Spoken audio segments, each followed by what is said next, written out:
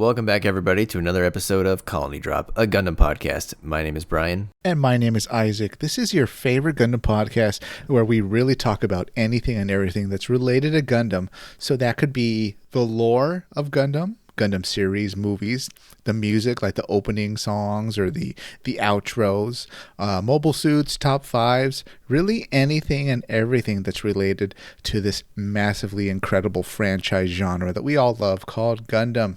Isn't that right, Brian? That is correct, Isaac. And tonight we are going to do another mail episode, which we have not actually done, Isaac, in almost a little over a year, actually. It's been almost exactly a little over a year. So the mail has piled up, Brian. Is that it? Like Santa's workshop, just getting a constant flow of letters? We have a full bag, a full magic bag, and we are ready to empty it. Stuffed colony full of letters. Oh, boy. Speaking of Colony, that's going to be I think that's going to be the star of the show tonight, Isaac. It might be. I mean, Brian, I think I speak for both of us when I say we both like colonies. All right. We do. I think you like the science and the engineering behind it, and I just like dropping them. But I mean, this is called the Colony Drop podcast, so it's going to be about the drop, listeners. Brian, be honest. You kind of like it when the colonies get dropped too, don't you? I think it's a very unique thing to Gundam, so why shouldn't we be proud of it, right? There you go. Why not? Yeah, you know what? They had it coming. This franchise made up the colony drop, so the trope is named after Gundam. God, I'd like to get a shirt that says, like, I wish I was in a colony drop or something. Or I'd rather be dropping a colony. Or Yeah, I don't think you actually wish you were in the colony drop. No. That seems like a bad idea. Well, maybe on like a bad day, like, oh, this Monday's taking forever. I'd rather be at a colony drop, you know? Oh, just drop me now. Yeah, just drop a colony on me now. It's like, what are you talking about, Isaac? It's like, you won't get it. Do you think it would be worse to be in the colony or be dropped on? Well, are we talking about like island-ish? Because you got gassed if you were inside. Well, but let's assume that you were in the shelter and you were not gassed and you had your suit on. Ooh.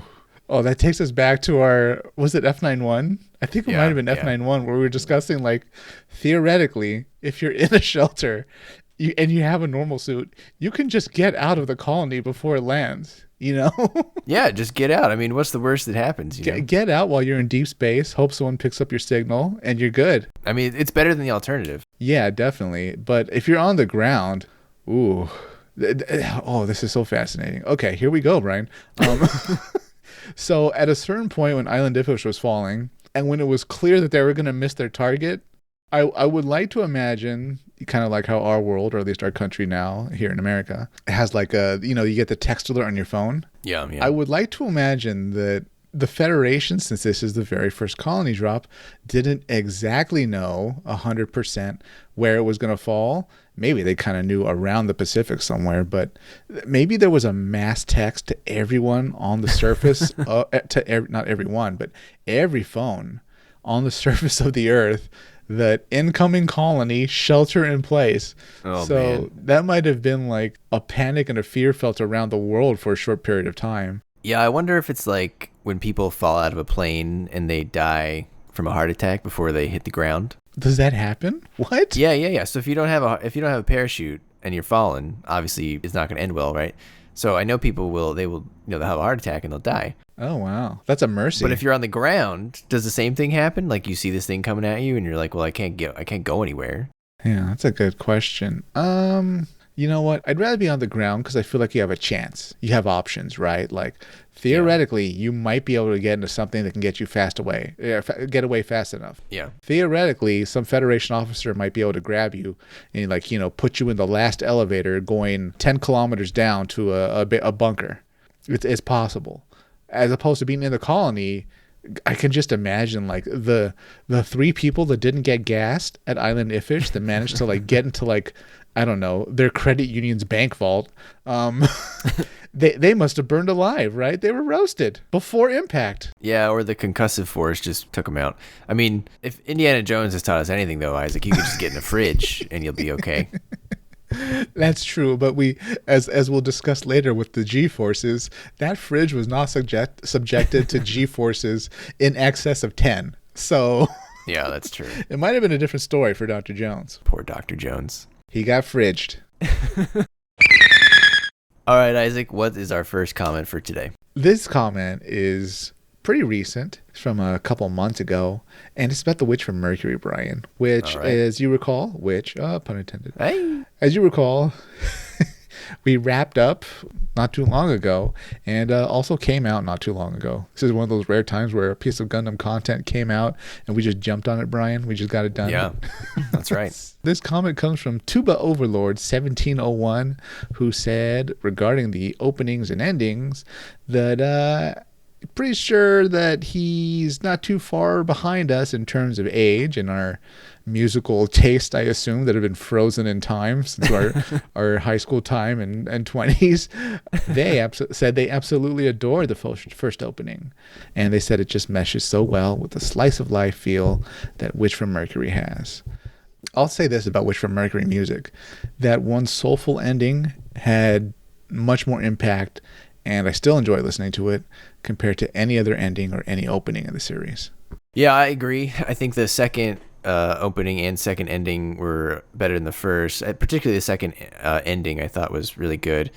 And Workhorse Painter, or Andrew on Twitter, who is Colony Drop's official miniatures expert painter, he also liked the opening ending, and he can't believe we don't like him, Isaac. So I guess we're just out of touch on this one. I guess so, but I mean, I can only defend myself, Brian, but I don't listen to much J-pop or Japanese music at all outside of like anime intros, and 9 times out of 10 I hit like skip intro on the how should I phrase this, on the non-subscription platform I happen to use to watch all anime.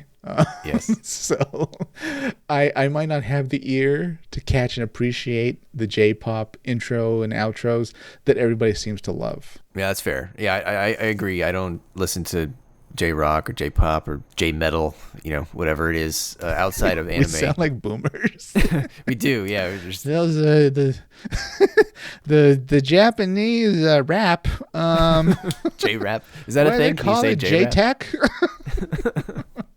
I guess I'm glad that everyone enjoyed the openings and endings. I mean, because that can drive interest to your thing. Like, if the first 30 seconds of the intro doesn't catch you, you might just turn it off. So it is in their best interest to find things that appeal to the widest audience. I guess they just didn't get us that time, but we were going to watch the show anyway, so it didn't even matter. Speaking for both of us, Brian, we're both big Gundam fans and supporters, even for the stuff we don't believe was a perfect landing. That's right. So in this case, if people are enjoying the music more than the anime, good on them. And keep enjoying it. At least something good came out of the anime. And that kind of actually leads into the other Witch comments. Ooh. We got a lot of different comments about overall feelings about the show. I'm not sure that I want to read anyone in particular, but thank you all for writing in. Although I think what's confusing now, Isaac, is that YouTube changed everybody's name. Now it displays like their handle instead of their other name. So some of these people have like had their name changed now. So apologies if I'm not referring to you as the person I used to refer to you on other mail calls. But you have different names now, so it's hard to see. But people like Big Sword, Tidon 19, who's a frequent commenter, Heavy Metal Gunpla, like that guy's. I think I'm subscribing to his Instagram. Jackow08 and good old Will Bursky. Oh, and Bookworm on Twitter. Bookworm 007. That's a cool name. I feel like the comments were pretty. I'd say they were leaning negative overall, right? I think people acknowledged there was a lot of positives, but it seems like most people agree that the ending kind of the bed a bit. It's so rare, Brian, that you come out swinging with such brutality. I mean, normally my like repeating phrase is didn't stick the landing. You said they bad. Jesus Christ. It looks like they had indigestion. Look, the plane was going down, and then just I don't know, it did a spin move on the runway and just exploded. So, in my opinion, but so interesting. I that was more negative than I thought perhaps most people would be. It's definitely mixed, and kind of reading between the lines of people's comments, a lot of people clearly wish the show was better than it was. And some people are absolutely kind of doubling down on, no, we should be complaining. Like Big Sword is big on complaining and speaking his mind. So good on you, Big Sword, because we This was not a great Gundam series by any stretch of the imagination. And if it was, you wouldn't have people defending it. You'd have everybody just kind of lockstep saying, this was a great series, go see it. But that's not the case. Instead, we have a lot of commenters kind of jumping in, trying to explain things, trying to defend things. And that just means overall that this was ultimately a controversial series that we all wish was much better than it was. Yeah, Big Sword really took a big sword to the series, I would say. Yeah. Like the sword from Berserk. Yeah. I liked part of Big Sword's comment because he got me on this one. He said, just to be clear, the Elon Prime guy wasn't actually the CEO. He was just the next in line person. But Isaac, that actually makes things even make less sense. Yeah. Because if he's not actually the CEO, he shouldn't have the authority to sign over the damn company to anyone. Wait, so he did an action without their knowledge? Oh, God. Exactly. Okay. He wasn't even the acting CEO. Yeah, how could he even do that? That doesn't... He can't. That's the No. whole thing. It makes for a good plot point of like, oh, Okay. we got him to sign it over, but it doesn't even make any sense. Yeah. Oh, God. Okay. I like that even less now. Yeah. Congratulations, Big Sword. You just took away more points from Witch from Mercury by revealing more information. You stuck your sword in and you twisted it. Yeah, now it's bleeding out all over. The witch is bleeding out all over the podcast floor. Get the mop. I liked Tidon's comment as well, Isaac, because him and I got into a discussion about what kind of failure of a series do you prefer? Like if a series is going to be bad, do you prefer one that's bad all the way through or one that's just bad at the end? Okay. And shorter. So the examples of this are Victory, right? Victory was 51 episodes of torture, and there were maybe 10 to 15 really enjoyable episodes in Victory, but overall it was a slog. Plot-wise, high-level idea, not terrible, but obviously execution bad. Witch from Mercury, plot-wise, seemed okay, but then at the end it just completely fell apart and like broke your heart because you were really invested for like 20 episodes, and then the last 5 just murdered you. So which hurt do you prefer, Isaac? I know this might get some people to roll their eyes listening to this, but I'm going to take the Game of Thrones approach and say, watching that series for years of my life, being so invested, to have it end that way felt like such a stab in the back, in the chest, in the throat, in the eyes, that I would have much rather have almost waited really till the series was done, if I could, and then heard if it was worth watching. Because clearly it's not now. Clearly nobody recommends Game of Thrones anymore to watch. So cutting to the chase, yes, I would much rather prefer knowing from the get-go a show is going to be bad rather than going into it and then, at the end, it didn't turn out well. But those other episodes are good. No. The ending is really critical. So... Yeah, so listeners, I want to know which one you prefer. Do you prefer you just don't like the show the whole way through and you know it's bad the whole time? Or the Witch from Mercury example where all of a sudden it turns you on you at the last second? See, it's a little different regarding Witch from Mercury and Victory. And then let me explain. Witch from Mercury was so fresh. It had a lot of hype behind it. We were excited. I almost feel like I would have wanted to see it even if I had heard there was a lot of controversy about the ending, just because it was the new Gundam, it was a relatively short series, and it's got a female protagonist.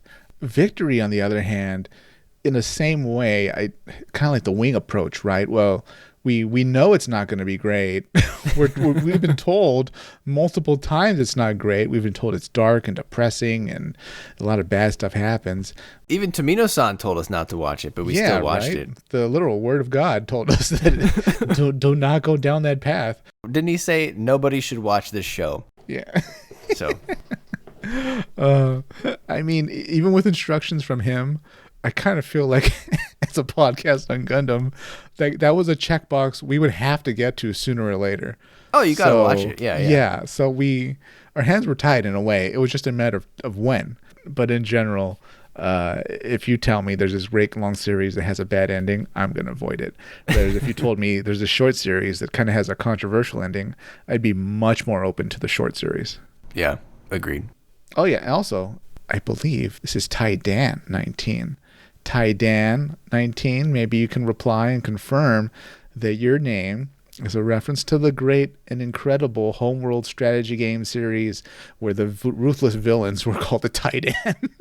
Oh, there you go. Which, Brian, I must recommend this game also. I believe it's even free at this point on on Epic Games. Ooh, maybe we'll play it. Maybe we'll fleet battles. Oh, there you go. There you go. The last one from me on Witch, Isaac, is from Great White 3512 on YouTube. Mm-hmm. He asked a question that kind of stumped me because I feel somewhat similar about both of these pilots. Who's a better pilot, Suletta or Banagher Lynx? Oh, boy. I'll go with Lynx just because, number one, he's a human being.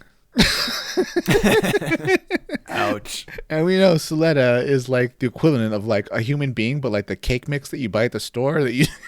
So you clonist. I'm a proud clonist, all right, for a blue and pure world, okay?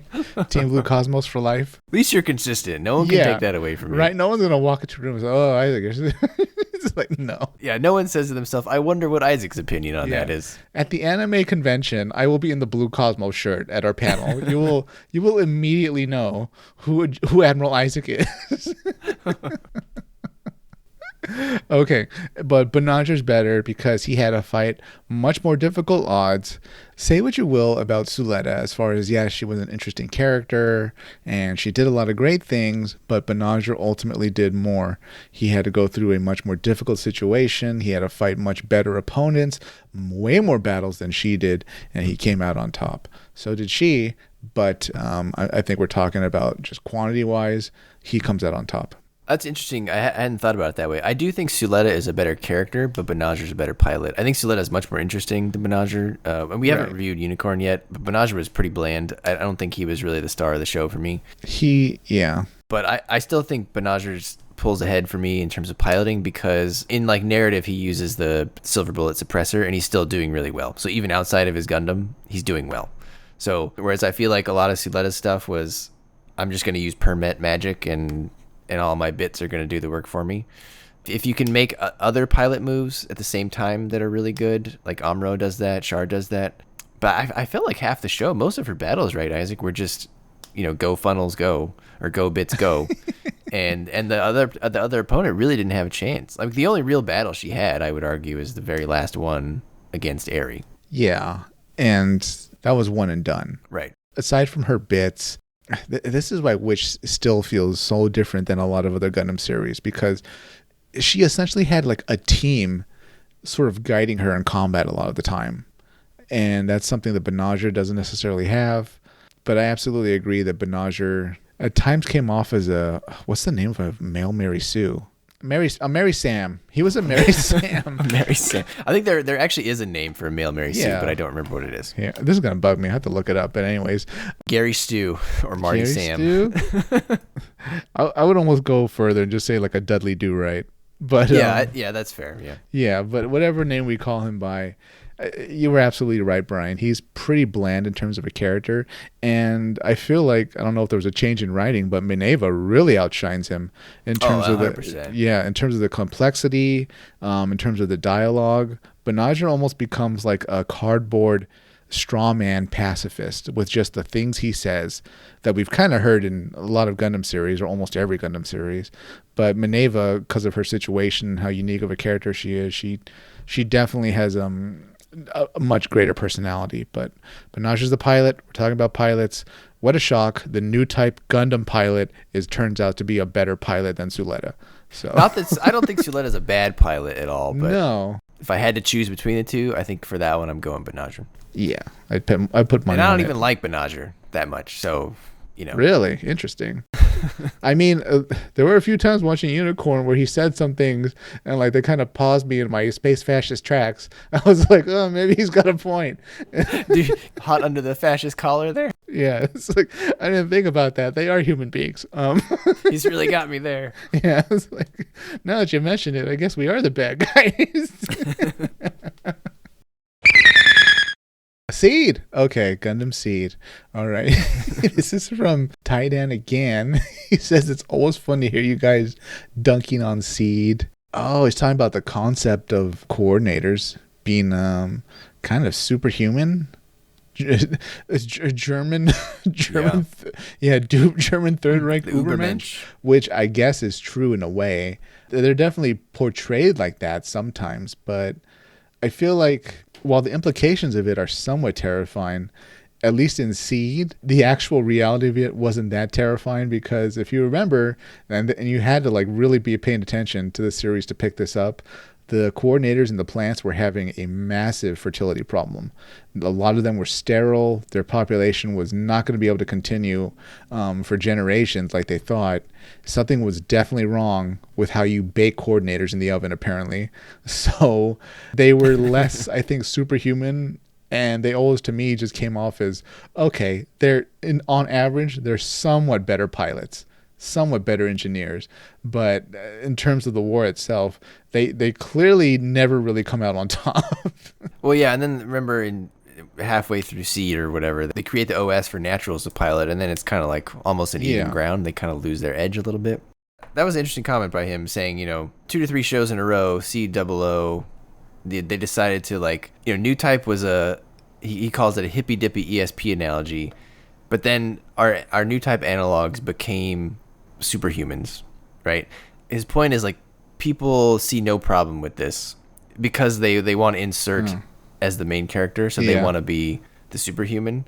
But it kind of sucks for everyone else, right? Like he says, if you got left behind by evolution, I don't think you'd be cool with that. Yeah. We went from this like weird power that some people have, but they're not necessarily superhuman, right? To Double O and Seed, where the coordinators are jumping really high and they're really good at combat and all this stuff. It kind of became a more generic superhuman thing instead of this like very specific power set. Yeah, Double O, I feel like from what I remember, the Ubermensch thing fits way better because innovators were far superior to the average human. But in Seed, Titan 19, I know you haven't seen Seed, but I still recommend you do. In Seed, the coordinators themselves... Don't watch Destiny, though. No. Well, I mean, no, it's not great, but it's okay to watch. The coordinators themselves were not... If you didn't tell people that they were genetically engineered, I don't think anybody really would have known. And I say this as Blue Cosmos, but like, think about it. Like, how many times routinely were coordinator pilots just killed during these massive battles we had? Like, they're not these invincible superhumans. No, that's fair. And I think the named ones were superior, like Kira, Atherin. But then to your point, all of the coordinator grunts, I didn't really see the difference there. No, definitely not. And in terms of maybe piloting, even if there was a difference in ability, the scale of the battle is really, really diminished that because of how many beams and missiles and super weapons are being fired. And at the end of the day, no matter what Gundam series you're in, a person that's a natural or an old type, at the end of the day, there's always somebody like that will use a super weapon that'll wipe out a disproportionate number of the enemy, like Azrael or a Dagwin or a Girin, whoever. So if you happen to be not a main character or not a new type or not a coordinator, you're going to be all right. You still got a lot of chances to do lots of damage. You'll be just fine. Yeah. Staying on Destiny, Isaac, Jaegerzaku9160 on YouTube had one of my favorite comments. He had the most succinct description of the Destiny plan I think I've ever seen. Bad people equals dead. Good people equals jobs. Durandal equals profit. Question mark. That was pretty much the plan, right? I mean, I don't think it was actually to kill people that weren't like of the correct genes, unless I missed something. I thought the plan was like, we'll have these kind of low class jobs for people with like the bad genes, and then the good genes will go to the people with the high class, or the good jobs will go to the people with the high class genes. Yeah, but if they don't have a good job, or maybe what if they're only cut out to like sweep a floor, and then they can't afford to like live anymore? He's basically condemning certain people to poverty. It's such a bizarre plan, and I'm glad. Oh, not I'm glad, but I clearly see why they didn't really explain it, because it would have been nonsensical. Everybody on Earth has to be DNA checked. The plants don't have to be DNA checked because they're already coordinators.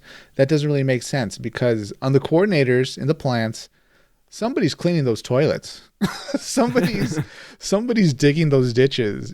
Somebody's doing the so-called bad jobs, which I don't know how things work in the plants. Maybe they're like the electricians are like in a union, or the plumbers are, and they're actually well paid. Kind of like here in the United States. So Durandal should probably stick to like, managing the government, not so much trying to restructure society. Yeah. What a dumb plan. Like, I'm sure whatever was left of Blue Cosmos, I hope rolled their eyes when they heard that plan, or even clapped and said, look, this proves just how insane these coordinators are, because say what you will about our platform, but we've never done anything this insane. But if your conclusion was, my plan is too complicated for my show, so I'm not going to explain it, that means you should just not write it into your show. No, I think they wanted it to have more impact than it actually was revealed to have. I think they wanted viewers to be like, oh, can you imagine what a horrible plan? You'd be put in a category based on your genes. But I'd imagine most viewers would have been like, well, this is nuts. This is a ridiculous revelation for the villain to show at the end, as this was his evil plan all along. It would have been so much better if he just put on sunglasses at the end, and said, I'm going to build death camps for all the naturals. And then we all would have been like, whoa, okay. He really played the long game. Yeah, he went off the deep end there. Yeah, he really was a villain the whole time. All right, next is our final one for Seed. This comes from Maximo. It says, this is about the Blu-ray box sets. He said he laughed when Isaac said, who would buy the Blu-ray box set? Because he's one of those people. We finally know, Isaac. We know who bought the box set. It was Maximo. And you know what? He bought it exactly for the reason that I thought he did. Because of nostalgia. Because he's a fan specifically of Gundam Seed. Strongest force in the universe is nostalgia. Maximo, I have a follow-up question, though. Like, why not just stream it? Like, do you not have access to a platform where you can stream it? Look, Isaac, when you get your nostalgia bomb, you have to know that it's going to be there all the time. What if Crunchyroll takes it off the service? What's Maximo supposed to do? How's he supposed to get his Gundam Seed fix? He'd have to find it in the dark corners and alleys of the internet, where we know all anime really hides. You can board Isaac's pirate spaceship, with the Crossbone Vanguard, and stream away. We'll put up those beam sails together, Maximo. So we at least know that the Seed and Destiny box sets have one sale each. So good on you, Maximo. More power to you for sticking to your guns and buying the series you like. And to Isaac's point earlier, we support people liking whatever Gundam they like. Sure, yeah. Even if we don't like the show, if you love Destiny, more power to you.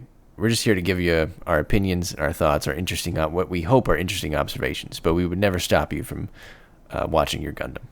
No, absolutely not. And friendly reminder, Maximo, Blu-rays, DVDs, they are not immortal. So that's true. I thought they had more longevity than they did. I'm kind of scared to put in the disc for my Escaflowne box set, but I'm gonna have to do it one of these days just to check how it's doing. But yeah, I even learned solid state drives kind of go too, Brian. Did you know that? Nuts. They do. It takes a very long time, and realistically, people won't reach the end of life on their solid state drive. I think I just recently built a new computer to obviously play Battle Operation 2, and someone did test out a solid state drive.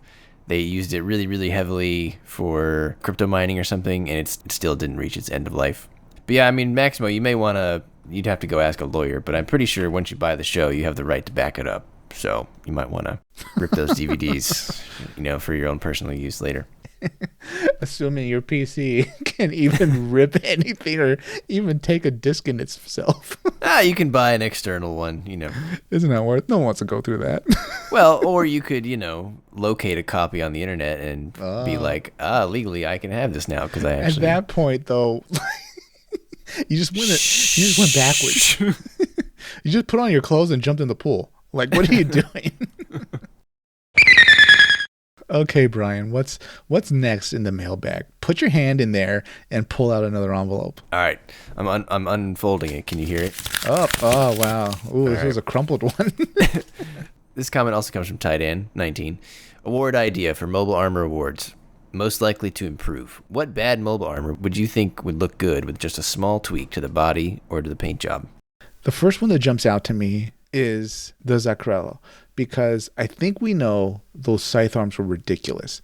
That is like maybe its biggest weakness. Instead, maybe put like some type of wire guided claws, sort of similar to what the Neue Zeal had. I think that gives you way more flexibility, or even the adjustable kind of tentacle arms Valvaro had. Anything but the little scythes. The scythes were just so limiting. You can't really grasp or move things. You have fewer options, and they really looked like they could only move vertically, up or down. So not a ton of range of motion. That's definitely something I'd fix. How about you, Brian? What comes to mind? You know, funny enough, it was also the Zacrello because it's just so ridiculous looking. But if you look on the wiki, there is something that was developed from the Zacrello called the Umgarna. It's from it's a terrible name. That actually is probably a worse name than the Zacrello. But it's from one of the manga side stories called Mobile Suit Gundam: The Blazing Shadow. And it looks terrifying, Isaac, and it's not that far removed from the Zacrello. It just needs, Are you dropping in the chat now? Yeah, I am. You're going to see it here. Let's see it, listeners. I'm excited. Also, I like how you pointed out that, like, it looks cooler and it has a different name. So at that point, it's really not the Zacrello. Well, it looks... Wow. It's basically the Zacrello, but they added like a cool segmented tail, and they gave it a paint job that makes it look more like a shark. You know what this looks like? This looks like the Zacrello was like sitting around, and it went to like, was it LV-421 from the Alien franchise, and a face hugger got in the Zacrello. The alien xenomorph busted out of the Zacrello's guts, and this was what was there. Because this looks beautiful, listeners. It's got like, it looks like a xenomorph mixed with a Zacrello. It's great. It's pretty frightening, yeah. Yeah, it's white. Much better. That'd be cool seeing a white xenomorph, because they're always black. Maybe they'll go to Snow Planet and like the xenomorphs will like adapt to white or something. I don't know. There's probably been a white one in like the comics or something. I could see that. Oh god, that franchise is in such disaster. Yeah, it's not doing too great. They are making another one, I think. Oh, they're always going to be making them. I'm surprised we haven't gotten like the Alien series on Peacock or whatever, or Paramount Plus, Xenomorph the series, and it's always about the same thing, right? There's always like a group of space truckers, and like they find when you put it like space truckers, it's more comical. That's what they are though, because like 9 times out of 10, it's like, okay, for this alien menace, they sent like 10 Marines, right? Or they send like, this evil company that always knows where these eggs are decides to send like 8 people that happen to be like construction workers or whatever, or they're moving something in space. Right, and then, they always fight the alien, and the xenomorph and the facehugger shows up and blah, blah, blah. You think at this point, the military would say, okay, we're sending 5,000 Marines to that planet. Or even the company would say, okay, we're sending, a team of 700 people, scientists, specialists, whatever, to this xenomorph planet, and we're going to do a lot of work on these eggs and stuff, and we know exactly what we're dealing with now because of how bad things have gone each time we go. Nope. 8 ill-prepared people. Yeah. That's all. Take off your helmet once you land on the planet, all that stuff. But that's another podcast. Yeah, that's fair. Alrighty, so that's the Zacrello. It's unanimous. Let's see. Titan 19, what would you pick? Don't say Valvaro. And don't say Neue Zeal, because those are peak mobile armors. Isaac will be offended because those cannot be improved. Well, hang on. The only thing Neue Zeal maybe... Actually, no, that doesn't even work. I was about to say bits, but that doesn't really apply to Neue Zeal because he was doing great without bits in general. And the wire-guided arms could get to essentially the same positions. Bits could. He only got screwed over because Ko had that eye field and he had no real, solid state weapons for the most part. I wouldn't even go with that because he had Ko dead to rights. Yes, he did. The second before the solar system fired. They need the only way to stop a Gato is a solar system. That's really what this boiled down to. All right, next are Gundam tropes. Oh boy. This is from I Am Me and Not Me, which is a great philosophical name.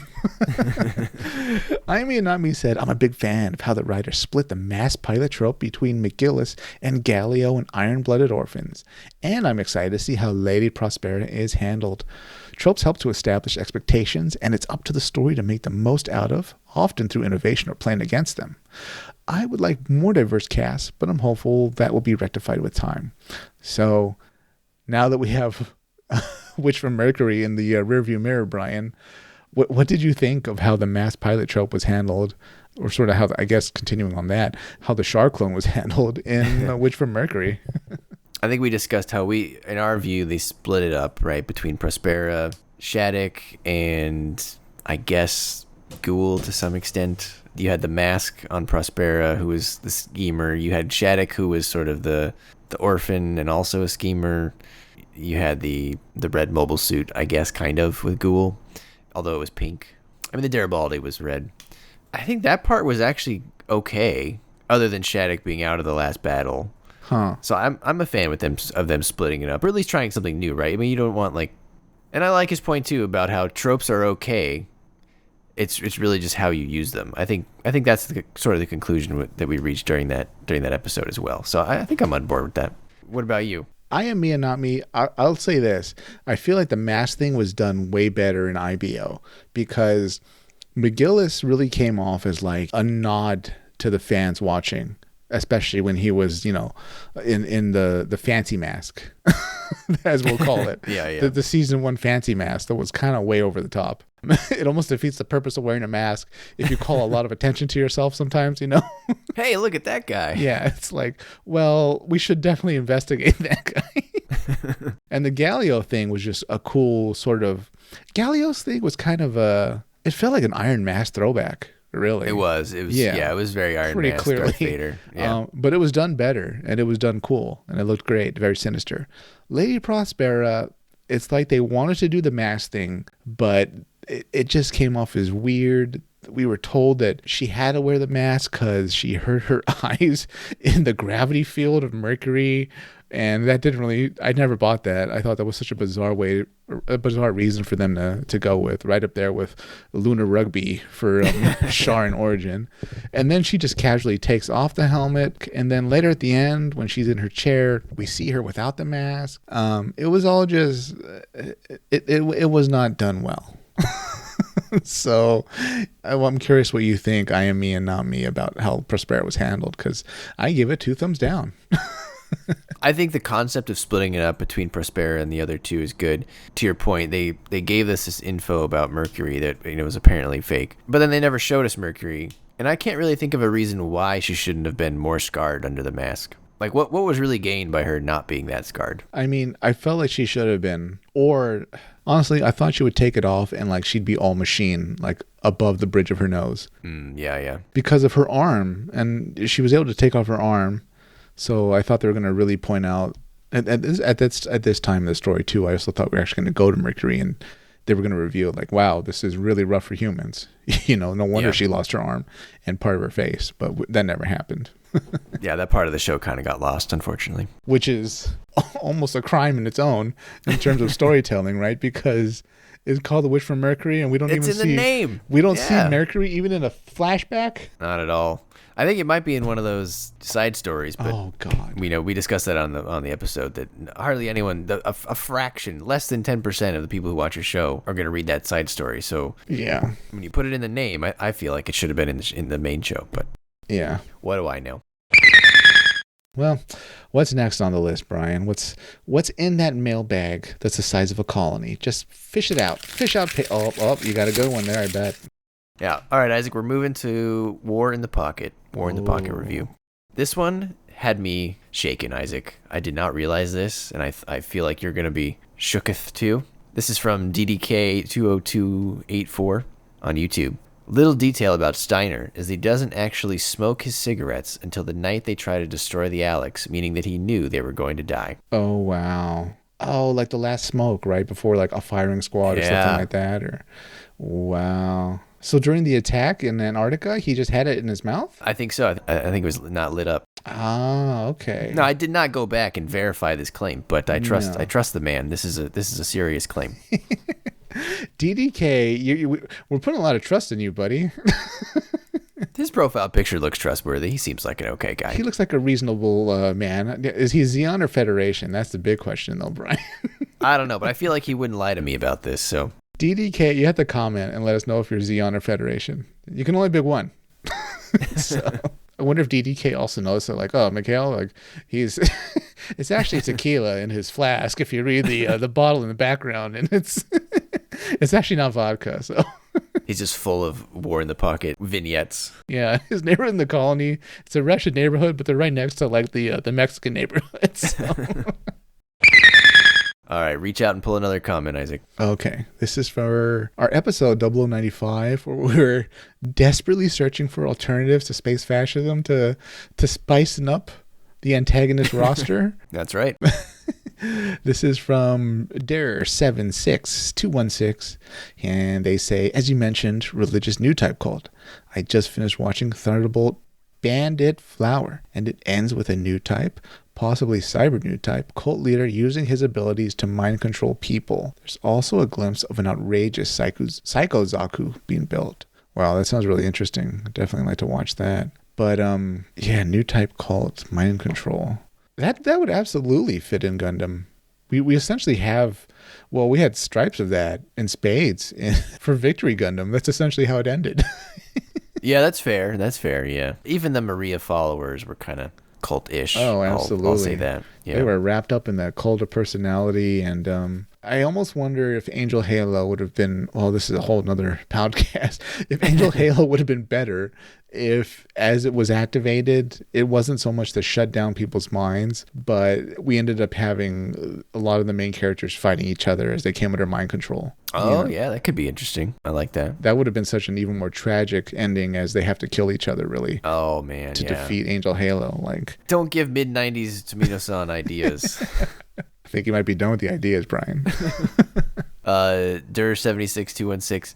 We have not actually watched Thunderbolt yet. I've watched like pieces of it. I didn't realize there was a new type cult in there. I have a weird feeling about Thunderbolt because they released 2 Thunderbolt OVAs and then they kind of stopped, and the manga goes much further. So for a long time, people thought that they were just kind of waiting for more manga. And I'm not really sure anymore because now the manga has just gone off and it is now sort of like an alternate universe. It doesn't really work with the normal, I'll call the normal canon. So I'm not really sure if we'll ever get another Thunderbolt movie. I mean, I love like the animation of Thunderbolt, looks great. So maybe they'll change it to like finish it off or something. I'm not sure. Yeah, I'm definitely interested in watching it. I've held off a little bit because the small clips I've seen looked amazing. I'm just waiting for us to get it on the calendar, Brian. Yeah, well, I was kind of hoping they would release a third one to kind of finish it off. But the manga goes quite far. But yeah, I'm not sure what they're gonna do. Anyway, but I think the new type cult idea is good, Isaac. Just because Angel Halo failed, Victory failed, I don't think that ruins the idea in general. So maybe we'll see it crop up again someday. It would be a shame if it ended it with Thunderbolt again, because maybe they won't make any more. Yeah, in defense of evil religious cults, I have to say that the failure of Angel Halo was really on the Zanskar military and government. It almost had nothing to do with their belief system.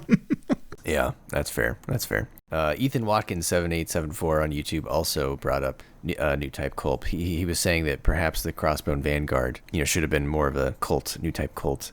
Like if they had been made up of religious extremists. Wow. That could have been more interesting. What do you think about that? Without question, because what we have to realize, and what Ethan Watkins even mentions in his post, is that we have to remember this comes after Char's counterattack. So that said, why should the villains still be another flavor of space fascism? Why not just make them a wholly new ideology to begin with? It was very much a missed opportunity, just like the rest of F91 was a missed opportunity in terms of laying the groundwork properly for a whole series to follow after. So Ethan, I think we both agree with you. It could have been a religious cult. Iron Mask as a leader would have been amazing. Maybe it wouldn't so much be called Crossbone Vanguard, but had to be called something else. But it would have been really interesting, I think. I mean, anything maybe other than what they did in the movie. So Because no, you don't hear a lot of people talking about him, so obviously he didn't make that much of an impression. You don't hear a lot of fans talking about the opening beauty pageant with Cecily. I think you see a fair amount of people who like the F91 design, but rarely do I see anyone who's a huge Iron Mask fan. God, I don't even think people like F91 that much, like the design itself. But I think people like the music. I think people like F91. I think they like the protagonist because obviously they carry through into Crossbone. But rarely do you see someone, at least in my experience, really love Iron Mask. And, a lot of the things are successful with a good villain, right? So if you don't have a memorable villain, I don't know. So he needed something else. Maybe the cult thing was the answer.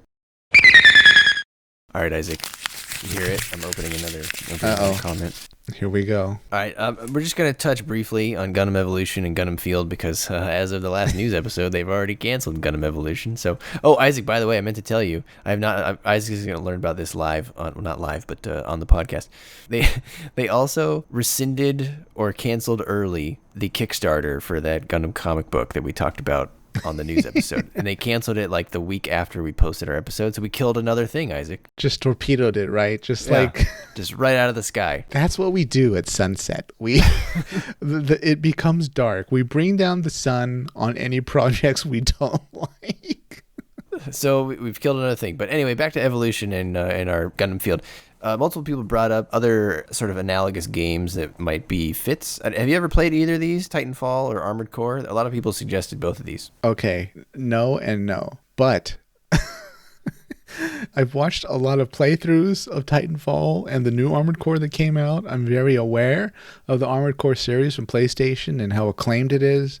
And everything I hear about Titanfall 2, even though it came out a while ago, says it's one of the best games, if not the best mech games to come out in a long time. Yeah, so it sounds like we should maybe play those one day. I've heard nothing but good things about the new Armored Core game. Is it Armored Core 6? I think I have that right? Yeah, Fires of Rubicon or something like that. So those definitely do sound like good recommendations. So I'd be curious if someone's played all three, how those compare to Battle Operation 2, which we will be playing now that I have built my new computer, and I am no longer on Windows 8.1. All right. Here it comes, Isaac. Oh boy, here we go. Open up another comment. This comment comes on our fantastic no-holds-barred interview with Tomino-san that we did on April 1st. Great White wants us to ask him about the Dom spin-off show. I understand that you asked him about the Dom spin-off show, and what did he say? He said that Sunrise doesn't want to do a Dom show right now because if you think about it, it would make all the other Gundam series look kind of crap. That's too much thickness for one show. I just don't think an average person would be able to handle it. Everybody can handle the thickness of the skirts and the bell bottoms. All right. They're wonderful. This podcast is down with the thickness, down with the Dom and the Rick Dom thickness. I'm going to do it one day. One day in these anime conventions, Brian, I'm going to be the Dom cosplay. Like those people that you see sometimes walking around as a mobile suit. You're going to see the Dom one. And I'm going to have a hoverboard under each foot. That would be really impressive. You would be all over Gundam Twitter. I'll do a single person jet stream attack. That also sounds incredibly expensive. Oh, also uncomfortable. I'd have to, we're in Southern California, everybody, in case you forgot. I'd have to design an internal cooling system. Just get Prospera to work on it with you. She invents everything. Oh, sure, yeah. She'll stab me in the back at the last minute. Let's move to Victory, Part 1. Boy. I'm currently editing Part 2, so listeners, you have not heard our Part 2 review. So this is only going to focus on Part 1. We still have to advise you not to watch it, though. Yeah. So I loved I Am Me and Not Me, his comment here. He said, "Never did grasp the story in full. The drop-off is real on this one. Godspeed, you brave fools." And I got to say, he's right. The back half, I really felt like a brave fool. Mostly foolish. But that's a good advice going in. You definitely are a brave fool if you're going to watch Victory. Although, Isaac, I did see a lot of people on Twitter recently. There was like a give me a Gundam opinion that you hold that is unpopular or something to that effect. And there were a lot of people like, Victory is one of Tomino's best. I love Victory. It's so real. I love all the plot and all this. And I was like, in my mind, I was like, I'm just a different person than these people. Like, I guess it's great that they like it, but like, the guy who made it told you not to watch it. That kind of takes me back to like Wing Gundam. How there's some people that like that's just on repeat for them, as opposed to me, where I just refuse to even see it again. I don't want nothing to do with it. But yeah, I definitely feel not so much like a brave fool. I am me and not me, but more of a victim, a victim of, Oh. a victim of whatever poor production. It should be called Mobile Suit Victim Gundam. Yeah, pretty much. Like it's a defeat Gundam. I don't know, but it was, man, it was just a slog to get through. Felt a lot like Wing Gundam, and I was glad when it was over. But even when it was over, I definitely agree that second half was just, it sucked all hope out that I had in the first half, and just the meandering story, the bizarre changes. It was just a hot mess that seemed like it was designed by a committee with the worst possible intentions. But I am me and not me. Godspeed, you brave fools, is such a hilarious line. I was laughing at that throughout the day when I was read it. Taidon 19 also summed up the show in a very simple way, which I think is perfect. I went back and forth with him. He had a very long comment. Again, thanks for writing in. But he said, overall, it's a show I wanted to like so much more than I did. And I think that's pretty true. Yeah. It's a late UC Tomino series, Isaac. Hopes are high. You wish it was good. And then it just kind of didn't do it for me. I would go even further and say it's disappointing because it's the final UC animated series, and I'm not counting Turn A right now. I just figured out for almost like for a send off to the UC as like the most current events that happened in the UC. It's still kind of disappointing. And that's probably why that era has not been revisited in animation. Right. Yeah. And I'm not counting G Savior. Oh God, we have to watch that too.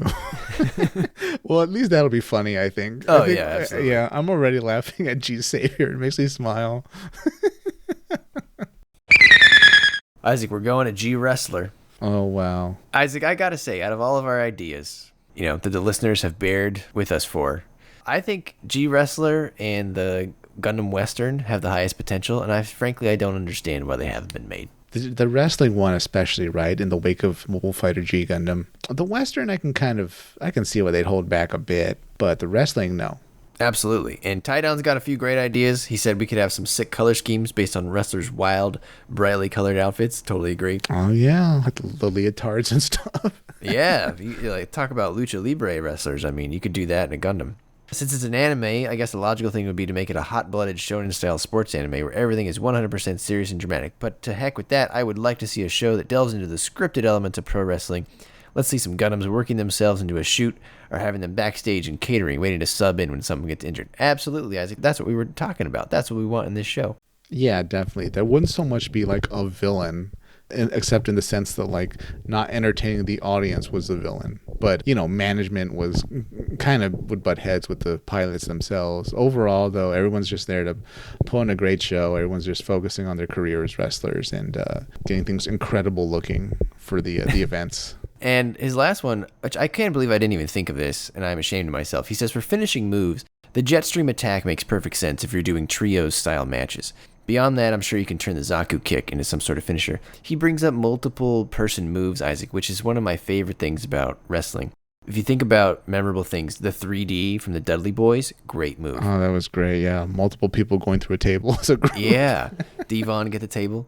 One of my all-time favorites was something that the New Age Outlaws did, rarely because I think it fell out of favor because it's a dangerous move, but the spiked pile driver, where Billy Gunn would do a pile driver and Road Dogg would jump and push their feet down from the rope. I think that'd be so much fun, Isaac, to have like multi-person moves in this Gundam show with all the different Gundam transformations you can do and different Gundam weapons. You could come up with some pretty cool combinations. That would definitely need to be in G Wrestler. That'd be great. And that's also something we don't really see a lot in Gundam, where like multiple Gundams in actual like melee combat working together. Right. Gundams are always spaced out a lot. Right, but if you put them in the ring together, yeah, you force a confrontation. Sometimes in wrestling, I remember you'd see like, say someone big, like, I don't know, Big Show, like about to powerbomb someone. Like other people on his team might like help lift that person into place. Not that he really needs the help, but right. They at least put their arms up to convince the audience that it's like it's a group attack, Oh, it's a double power bomb. Big Show, yeah. After like 6'5", I don't think that person needs a lot of help moving anything, really. Oh, man. And then, of course, Great White 3512, he said, I want to see a Dom take an RX-78 to Suplex City, Isaac. The Dom definitely has the weight to pull off the suplex. That Gundam's not going to enjoy that. That's how it lost its head. Isaac, for Gundam Plus, we had a few good names come in, name suggestions. So tell me what you think about these. Lightning round. Here we go. Oh boy. Gundam Beyond. Ooh. It's a play on Beyond the Time, which is the ending theme to Charge Counterattack. I like that. Gun Plus would be a decent title. Wow. That sounds like an anime. UC Plus. It's from Spider 78. Since they love tagging stuff with the UC, but not doing much with it. Hey, that's a little jab. I see what you did there, Spider. Ouch. Shots fired. And Isaac, also in this show, Great White says, we did it, Isaac. We got the Dom underwear. Isaac, were you aware that there are Dom underwear? And now that you are you going to go purchase them? Brian, I have to reveal something. I'm wearing only Dom underwear at this very moment. Well, there you have it, folks. If you ever doubted him. Let's just say the mono eye's not on the front, though. Oh. I put it where it belongs. Right where Dagwin can see it. This is a great brown eye joke there, but oh, that's a pink eye joke.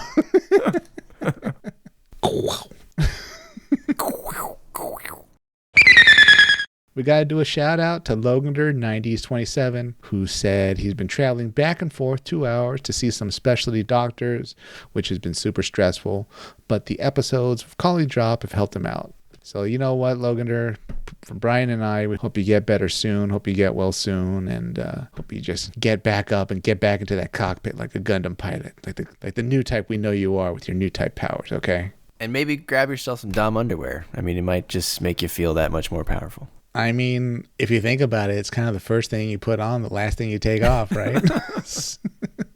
Why not have it be a Dom? In all seriousness, I was very touched by that comment.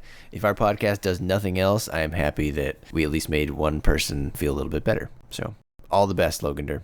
We're going to drop a colony just for you, Logander 9027. Not on you, to be clear. But no, just on Sydney, where it belongs. Wherever you want it. A Jabrow, yeah. All right, Isaac. Here we go to Doan's Island. Oh, boy. Fantastic film. I need to watch it again. First of all, I got to call this out. This is probably one of the funniest comments we got. It was from Spider 78 again. This is when I was making fun of McCuve's floof thing that he was wearing. And he said, it's an ascot. For the love of God, the scarf is called an ascot. And from now on, to the day I die, I will now never forget that it's called an ascot. I was dying at that because I could just feel he was probably just seething listening to that episode. Like, this fool doesn't know it's called an ascot. You know what Spider 78 does? He drives in his stormtrooper uniform. He hears you calling it a scarf or a neckerchief or whatever, and he pulls over his car and just starts yelling at the audio playing the podcast. You fool. It's an ascot. For the love of God. You uncultured swine. It is an ascot. Spider 78 comes from a long line of European ascot family makers. He is clearly a very refined gentleman. So 9 generations of ascot makers from the Habsburg Empire. They say you learn something new every day, and that day I learned what an ascot was. You know what? I know the term is ascot, but I just thought McCuve's was something a little different because, like, I think ascot and I think of what, like, Kingpin wears, like old school Kingpin in the white suit with the purple ascot, yep, with his little diamond pin in the middle. Like, McCuve's somewhat looks different. I think McCuve has an exaggerated ascot, but I think he's right. I think it's probably an ascot. Oh God, Brian, if you ever watch Origin again, especially towards the end, the only person we see in a uniform similar to McCuve is Dagwin's assistant. So my headcanon is, just like the red uniform, we only see Cadillac and Shima and Sharin. If you're in the ascot uniform, it is exceptionally rare, and you're very special in the Zeon military. Maybe it means you are the assistant to Azabi. Ah, interesting. Yeah, I never thought of it like that. We will canonize that in our one-year war side story. Yeah, maybe we will. Yeah, we'll put in more people in red and ascots. It'll be the ascot team. You know? Yeah, that's a cool name for a team, actually. One last one from Tidon about Doan's Island. He says this is one of the best Gundam films ever made. And he says, think about it. Every Gundam film that isn't a compilation movie, they're pretty much all plagued by some combination of jankiness and or weird, trippy content. Char's Counterattack, trippy ending. Narrative, trippy as all get out. 00 movie, enough said.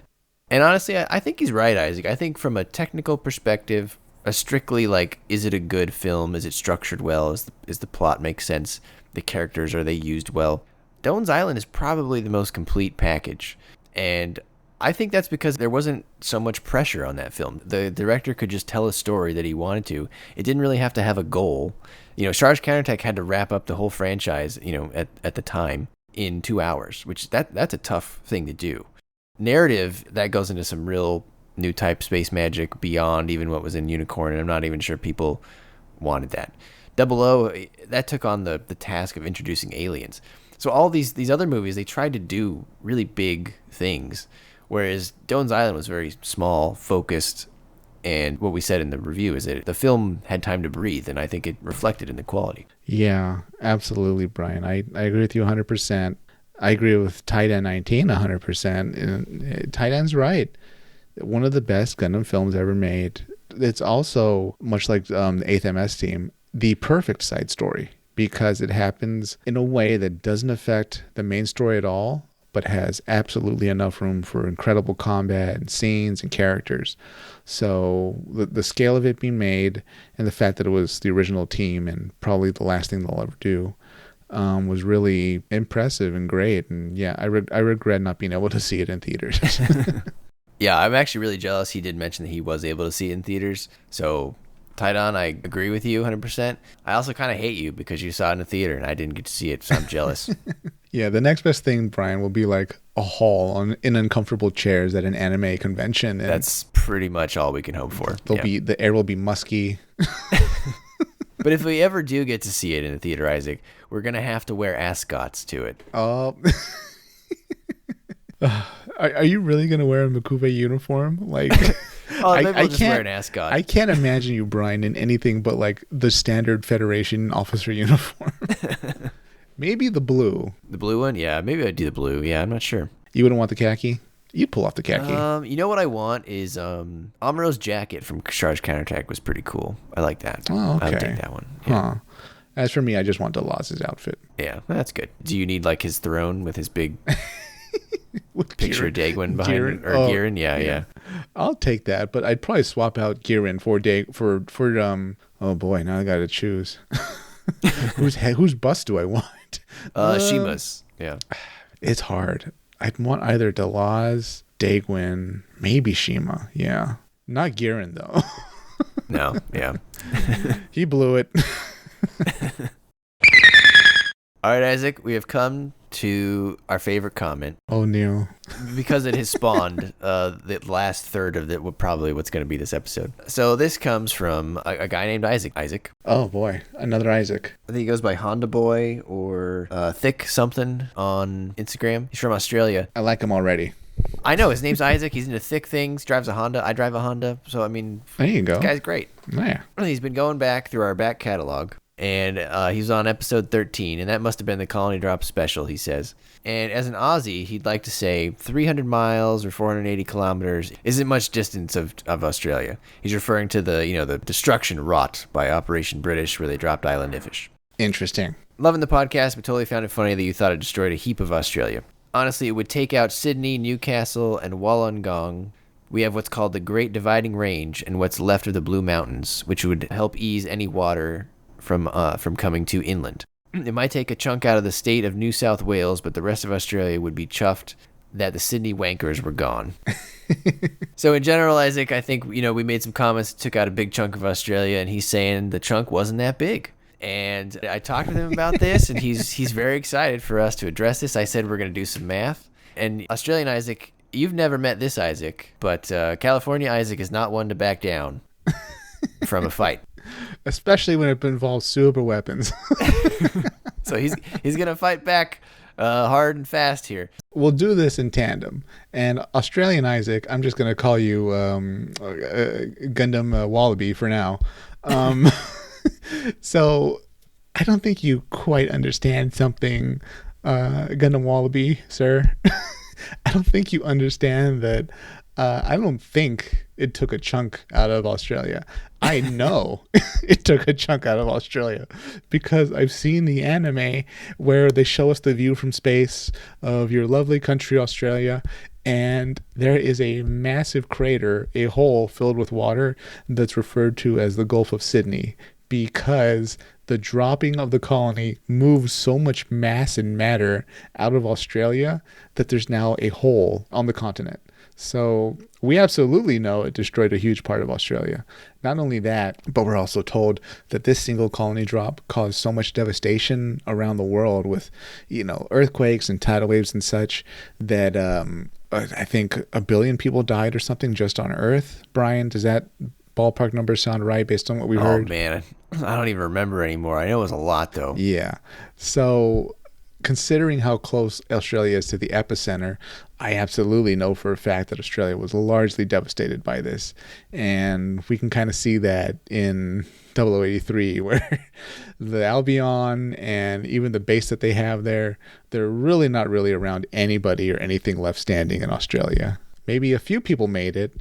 Maybe that mountain range blocked some of the water, but I don't think at any point Australia was completely underwater. So sure, the mountain range did help, but other things like the shockwave, the blast, the structural damage to like the tectonic plate itself were definitely happened. And yeah, I think Australia was largely devastated, unfortunately. Australian Isaac. I did just pull up. There's a great website run by Mark Simmons, who's I don't even know how to describe him, but he's worked on Gundam. He was one of the, I think, the main writer of the Gundam the Official Guide. His website is ultimatemark.com if you ever go there. If you just search around, sometimes it's hard to get to specific pages on his website, but you can get to one about the colony drop. And he has in here some stuff which I believe he's translated from something. I believe this is translated from Gundam Century, which is an old info book. And there's a map here, Isaac, of where the devastation was. Is it the lime green Australia? Yes, it is the lime green With Australia. the trajectory of the colony. Yes. And it says here about 1/3 of the Australian continent and 1/4 of the North American continent were annihilated. More than 320 million people were killed, injured, missing. Climate change and other secondary damage led to more than 2 billion killed, injured, and missing. Earth's rotation speed was accelerated by 1.2 seconds for every hour. And the shape of Australia's eastern coast was dramatically altered. The earthquakes produced this time had a magnitude of 9.5, destroying houses across 1/3 of Australia's land, and window glass was shattered throughout half of Australia. That's quite large, Isaac. Yeah, I'm reading that the total energy released from the colony was equal to 60,000 megatons of TNT, which is 3 million times that of the Hiroshima nuclear explosion. So I can't, my mind cannot fathom that level of destruction. I just know that you probably didn't want to be in Australia when this thing fell, even if you were on the other side of the continent. Yeah, absolutely. Yeah. So it's interesting that he brings up that he compares it to Hiroshima, Isaac. Okay. So I put on my physics hat, and fair warning, listeners, I only have about half of a physics degree. And it's the lower half, obviously, not the upper half. And it's been a while. But I took a shot at estimating how bad this thing would be. And let me tell you, Isaac, it's bad. It's way worse than it is in the show, and way worse than I thought. So much so that my calculations have to be wrong. This is ridiculous. This thing is ridiculously powerful. So I'm going to take you through the assumptions I made, and just to have a good fun, we're going to do some math here, okay? So what I attempted to do was quantify the kinetic energy in the colony when it hit the Earth. The equation for kinetic energy is 1/2 mass times volume squared. Okay, that's an easy, well-known physics 1 equation. We also need to know the volume of the colony. The volume of a cylinder is pi times the radius squared times the height of the cylinder. I'm going to ignore the mirrors. I'm going to ignore the little bits on the cylinder ends, and I'm going to assume the same calculation for open colonies versus closed type colonies. I'm going to ignore the mass of the people and the plants inside because I'm going to assume their masses are not material relative to the metal that makes up the colony. Of course. To do this, I looked at a nice diagram that Zeonic published. They sort of accepted the size of a colony is 32 kilometers long. Wow. And 6.4 kilometers in diameter. The main thing here is I had to come up with the mass of the colony. So I had to make some assumptions here. I looked at 3 densities, density of steel, titanium, and aluminum, and I averaged them.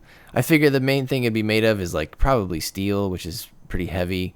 That has a density of 8,050 kilograms per meters cubed. And aluminum is much lighter at 2,710 kilogram per meters cubed. Now, I averaged them because I don't know really what it's going to be made of, but I felt like an average of those three would be something to go off of. The average of those three, steel, titanium, and aluminum, is roughly 5,100 kilograms per meters cubed. Okay? Okay. I felt like that was a decent assumption. Probably the hardest part here, Isaac, is trying to figure out how much of the colony actually has mass, because it turns out that the colonies are mostly empty. They're mostly empty space. Yeah. Which kind of makes sense, right? Because one, if they were solid, we really wouldn't be able to churn out many of these things. They had to get a lot of people into space quick. And I did the one thing here in math class that you're really not supposed to do, which is go by the picture. But based on this schematic that appears fairly authoritative, I estimated that out of the 32 kilometers long, roughly 30 kilometers of it is sort of empty. And out of the 6.4 diameter, I think basically six of that is empty.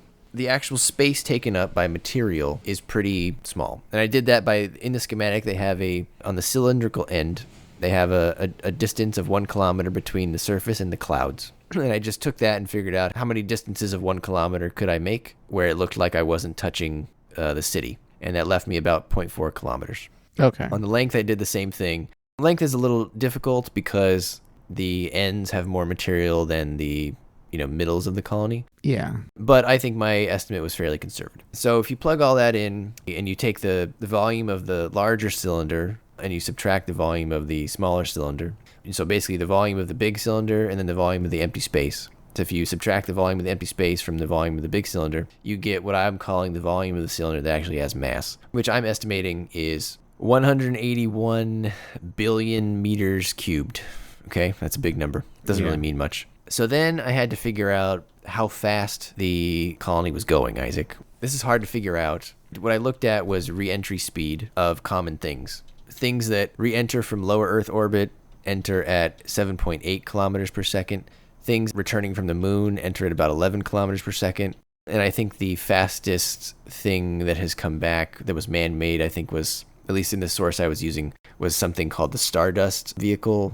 It was like a capsule that was returning some sort of sample, and it re-entered at 12.4 meters per second. So I don't know how fast the colony was going. It wasn't going that fast, Isaac, because people were attacking this thing, remember? It was on fire. But it had some speed. So I figured if we just assumed it was like any other vehicle, that's a reasonable assumption. You could also do this with potential energy, but I didn't do that. I saw someone else did it, and I haven't actually reviewed his calculation. I'm curious how close we are, but it's not going to matter because the result is so enormous. So that gave me an average re-entry speed of 10.4 kilometers per second.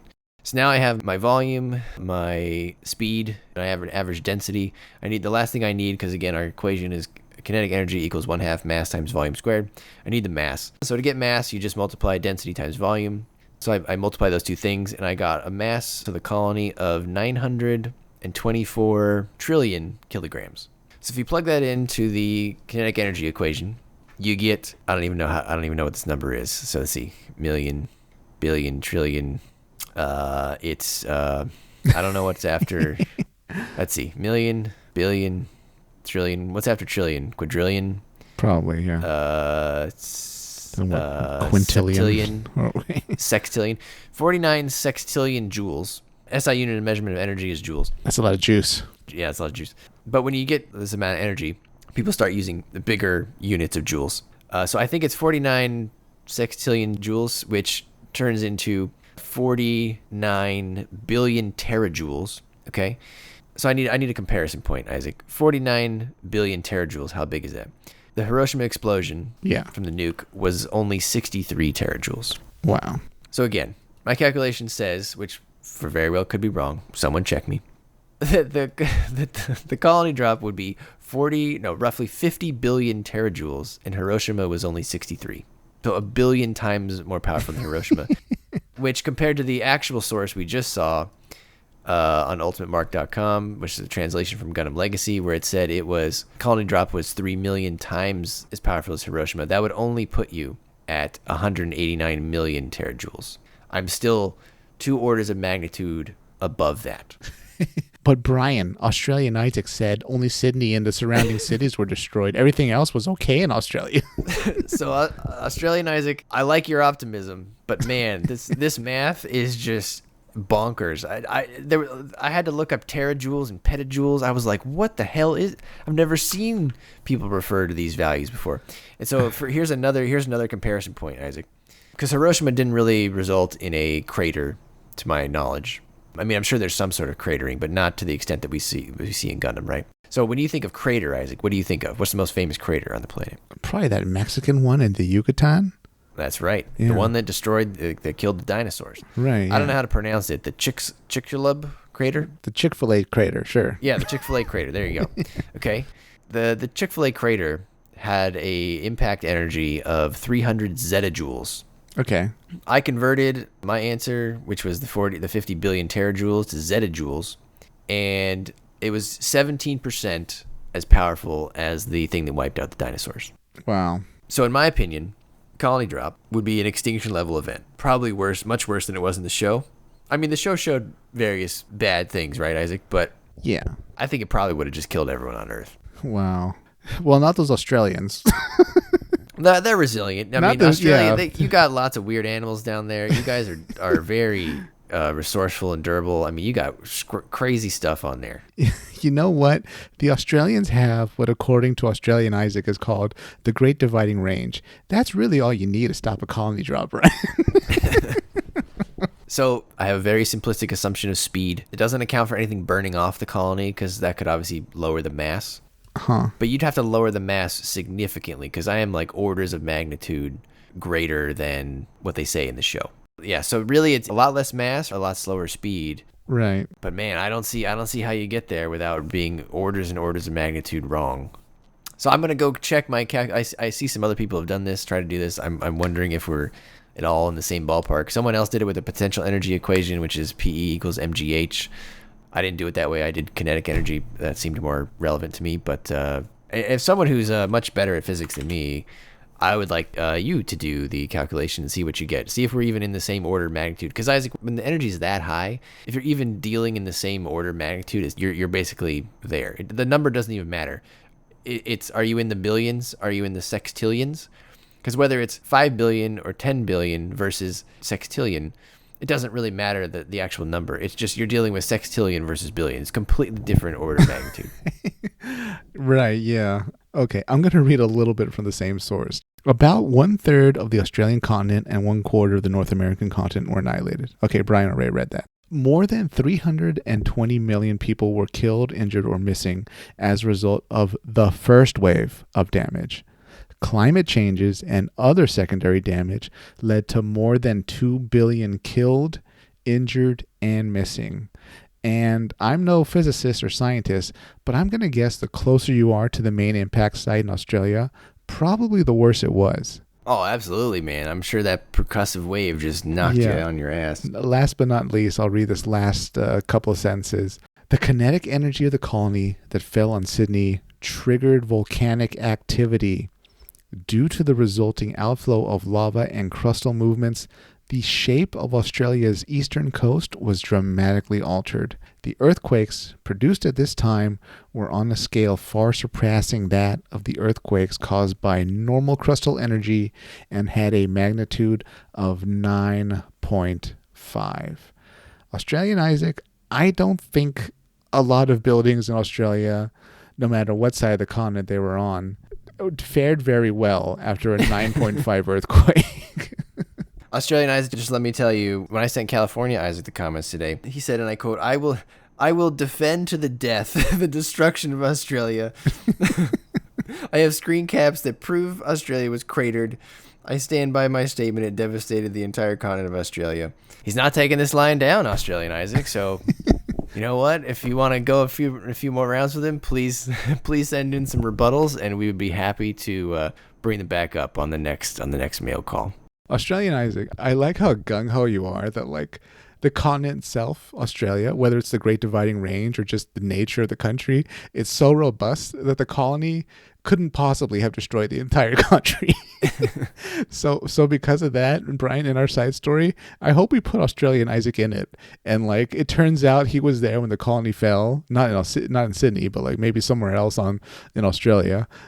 He was there when it fell, and his attitude about it was, yeah, I guess that was kind of rough. those space fascists, they're all bark and no bite. It wasn't that bad. He's out for some unfazed vengeance. He's just like, yeah, I'll get him when I get him, Yeah, the Australian way. It's just, yeah, they said that they said it was powerful, but you know what? We've got thick skin. We made it out all right. He's the chillest guy on the White Dingo team. The Federation, like scientists and officers are like, what do you mean? It devastated most of the planet. Yeah, but not Australia.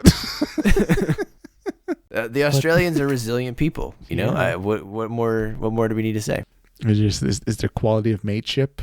They just put one foot in front of the other, and man, boy, I'm gonna have to think of a super weapon to deal with the Australian spirit, because they can't be defeated.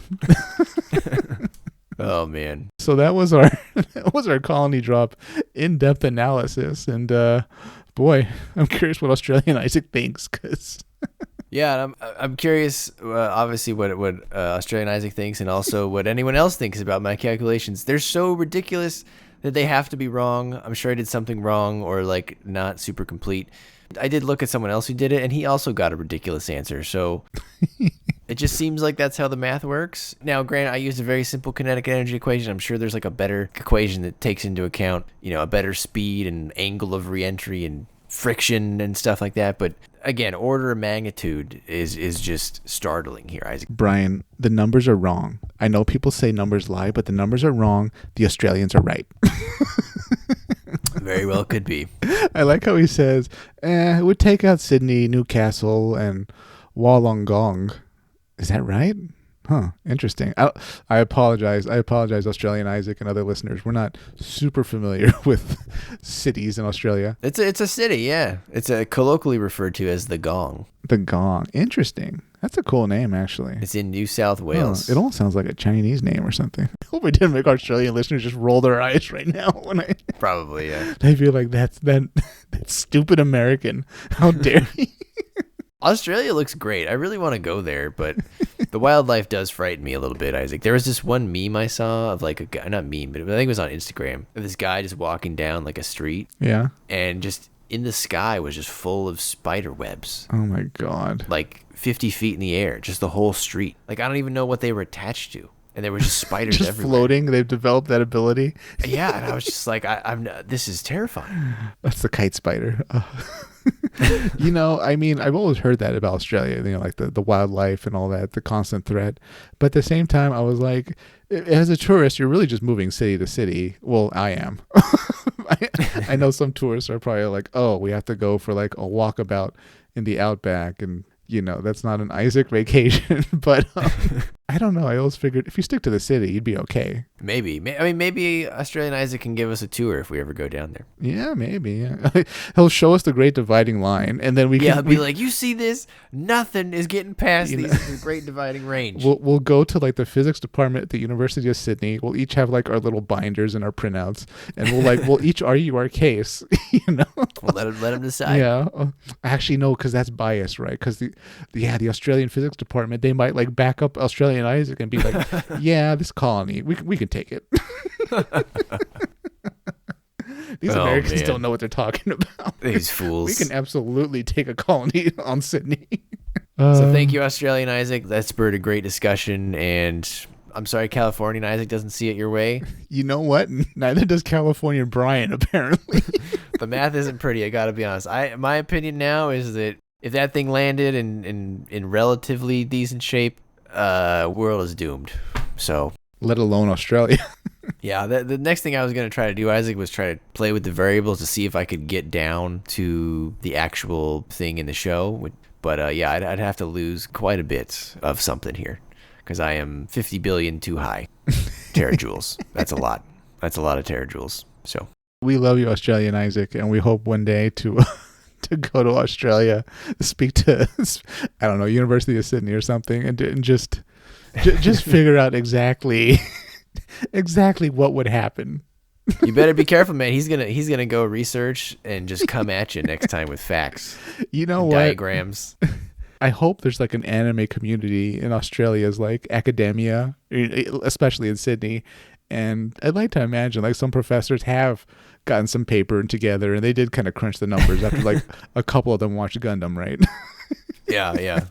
I mean, I've definitely seen a few people online, but yeah, you're right. I think we need the Australian people to do their own calculation. Yeah. Oh God. Okay, let's do it then. Let's put out the call to Isaac, Australian Isaac, and other Australian listeners. Go to like your nearest university's physics department, explain the colony drop, and ask them to take like 20 minutes out of their day to like count up the numbers and figure out the damage and what exactly it would mean for the rest of Australia outside of Sydney. Yeah, tell them that this franchise has used your your continent as just like Yeah. its punching bag for the last 40 years, and you need to fight back. All the other colony drops are kind of brushed aside because everybody remembers the drop on the Sydney, but nobody really talks about like Dublin or Lhasa. Well, Lhasa was an asteroid, but yeah. But Yeah. we love you, Australian Isaac. I love your attitude, your optimism. Yeah, that was great. Thanks to all the listeners who wrote in, continue to write it in. Love your comments. Keep them coming, and look forward to seeing you at the next mail call. Do you think like during a colony drop, if Australian Isaac was in Sydney, like he would just like go to the tallest building, look at the colony, and just give it the finger? Yeah, he would just shrug it off. Yeah, it'd feel like this won't be too bad. Everybody just go about your business. Wow, it was a 10 billion ton colony. Oh, yeah. I wonder if I could convert that to what I got. I wonder if it's... According to Ultimate Mark, it says it was nearly 10 billion ton colony. Okay. Oh, my mass came out to 1 trillion tons. Whoa. So we're a little different there. Would that have impacted damage? You just gave Australian Isaac an out. No, he's gonna. I did. Let me check. Let me replug in. Come on, Brian. The Australian's gonna jump all over this and say, "Oh, see, it had less mass. That makes all the difference." Okay, hold on. Let me convert that. I need to get it in kilograms here. That does drop it to 596 terajoules, which is a lot less than the stated, because they said 3 million times Hiroshima, which would be 189 million terajoules. I'm only coming up with 596 terajoules now. So I'm way short now. Oh no! What could this mean? Well, we only adjusted for mass. We'd have to adjust for speed. So someone would need to give us speed. I mean, you could back into one. But yeah, so there you go. There's a lot of math. Well, I think we can all agree that the colony fell. A lot of bad things happened. But the real question is, what happened in the Gundam Australia side story? The Gundam Wallaby side story starring Australian Isaac. And his team of very durable Australians. Yeah. The anti-colony team. Oh, there you go. Oh, yeah, there you go. The anti-drop specialists. Oh, they just shrug everything off. Oh, they're from Australia, so they got a bone to pick with colony droppers. Oh. There you go. It writes itself, Australian Isaac. It's called Mobile Suit Gundam Never Again. Yeah.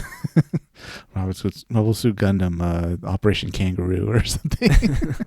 All right, listeners, if you got any more questions, comments, thoughts, ideas, you know what to do. Leave a comment and we will get to it in the next mailbag episode. Isn't that right, Brian? That's right. Take us away, Isaac.